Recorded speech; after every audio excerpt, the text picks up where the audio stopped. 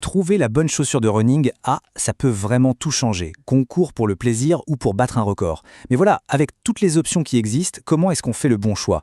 Allez, on oublie la couleur et la marque juste un instant. Ici, on va décortiquer ensemble toutes les étapes pour dénicher la paire qui nous convient vraiment, en se basant sur un guide très complet. Bon, avant même de se perdre dans les rayons, il faut comprendre pourquoi ce choix est si crucial. Imaginez un peu, les chaussures, c'est comme les pneus d'une voiture. C'est littéralement le seul point de contact avec le sol. À chaque foulée, il y a un impact, et c'est la chaussure qui en gère une grosse partie. C'est vraiment la base de tout. Du coup, la question est toute simple. Les chaussures qu'on porte actuellement, sont-elles nos meilleurs alliés ou nos pires ennemis? Une bonne paire, on l'oublie complètement. Elle devient une extension naturelle du pied. Par contre, une mauvaise, là, chaque kilomètre peut se transformer en un véritable combat. En fait, le choix est assez binaire.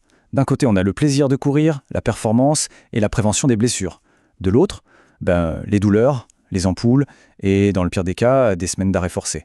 Alors, la question, c'est de quel côté on veut être. C'est exactement ça, l'enjeu d'un choix bien éclairé. Alors, par où on commence?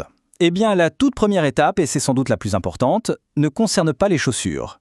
Elle nous concerne nous. Avant même de regarder un seul modèle, il faut apprendre à se connaître. Définir son propre profil de coureur, c'est la clé pour ne pas se planter. Voilà, ça c'est notre point de départ. On a là les questions essentielles à se poser. Est-ce qu'on court sur route ou sur sentier? Pour un marathon ou pour le footing du dimanche? On est débutant ou déjà compétiteur? Chaque réponse est une pièce du puzzle qui va nous mener à la chaussure parfaite. C'est en quelque sorte notre carte d'identité de coureur. Ok, on va entrer un peu dans la technique, mais promis, on va faire simple. La foulée, c'est juste la façon dont notre pied touche le sol. Premier cas, la pronation. En gros, c'est un mouvement naturel où le pied roule un peu vers l'intérieur pour absorber le choc. Le problème, c'est quand ce mouvement est trop prononcé. On parle alors de surpronation. Un bon indice? Regardez l'usure de vos vieilles chaussures sur le bord intérieur. La solution, c'est de chercher des chaussures dites stables pour un meilleur soutien. À l'exact opposé, on a la supination. Là, le pied roule vers l'extérieur. L'usure se trouve donc sur le bord externe de la semelle. Dans ce cas, le pied est souvent plus rigide et il absorbe moins bien les chocs. C'est pourquoi un bon amorti devient absolument essentiel pour compenser. Et enfin, il y a la foulée neutre. C'est la plus fréquente. La foulée idéale en quelque sorte. L'impact est bien réparti, l'usure de la semelle est bien centrée. Si c'est notre cas, eh bien c'est une super nouvelle. La plupart des chaussures sur le marché sont conçues pour ce profil, ce qui offre un excellent équilibre entre amorti et flexibilité. Le poids est un autre facteur clé, et il faut en parler sans tabou. C'est de la pure physique. Un coureur plus lourd a besoin de plus de soutien pour protéger ses articulations. Il faut donc penser à un amorti renforcé et à une bonne stabilité. Un coureur plus léger, lui, aura plus de choix et pourra opter pour des modèles plus légers et plus dynamiques. Bon, maintenant que notre profil est défini, on peut passer aux chaussures elles-mêmes. Parce qu'elles aussi, elles ont leurs propres caractéristiques techniques, leur propre ADN. Et savoir lire cette carte d'identité, c'est essentiel pour faire le bon match. Voilà les 4 termes à maîtriser pour décrypter n'importe quelle chaussure. Le drop, c'est la différence de hauteur entre le talon et l'avant du pied. L'amorti, c'est notre bouclier contre les chocs. La stabilité, c'est le garde-fou du pied. Et le poids, c'est l'allié de la vitesse. Si on comprend ces 4 éléments, on a vraiment toutes les clés en main. Et la technologie dans tout ça? Les plaques en carbone, par exemple, sont une vraie révolution. Des études très sérieuses le prouvent, on parle d'un gain de 2 à 4% sur l'économie de course. Ça n'a l'air de rien comme ça, mais sur un marathon, c'est énorme. Ça peut représenter plusieurs minutes de gagné sur le chrono. C'est un avantage considérable pour les compétiteurs. Ok, récapitulons.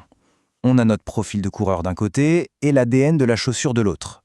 L'étape suivante est logique, il faut faire le bon mariage en fonction du type de course qu'on a en tête. Le terrain, c'est lui qui dicte les règles. Sur la route, on cherche une sorte de Formule 1, légère et rapide. En trail, par contre, on a besoin d'un 4x4, robuste, avec une super accroche et une protection à toute épreuve. Mettre des chaussures de route en montagne, c'est un peu comme aller à la plage en chaussures de ski. Bref, une très mauvaise idée. La distance, ça change absolument tout. Pour un 10 km, on peut se permettre des chaussures légères et nerveuses, conçues pour la vitesse. Mais pour un marathon, c'est une autre histoire. Là, le confort et la protection priment. Il nous faut un amorti qui nous portera jusqu'à la ligne d'arrivée sans nous lâcher en cours de route.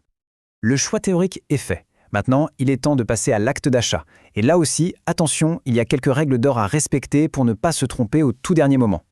Voici 3 astuces de pro pour un achat réussi. D'abord, on essaie les chaussures en fin de journée. Pourquoi? Parce que les pieds sont un peu gonflés, comme pendant une course.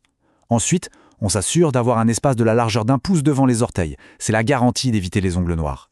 Et enfin, on n'oublie pas qu'une chaussure a une date de péremption. Après 600 ou 800 km, il est temps de lui dire au revoir, pour éviter les blessures. Un tout dernier conseil, et c'est peut-être le plus important, il ne faut pas se laisser aveugler par le marketing. La chaussure la plus chère ou la plus high-tech n'est pas forcément la meilleure pour nous. Non, la chaussure parfaite, c'est celle qui correspond à nos propres besoins.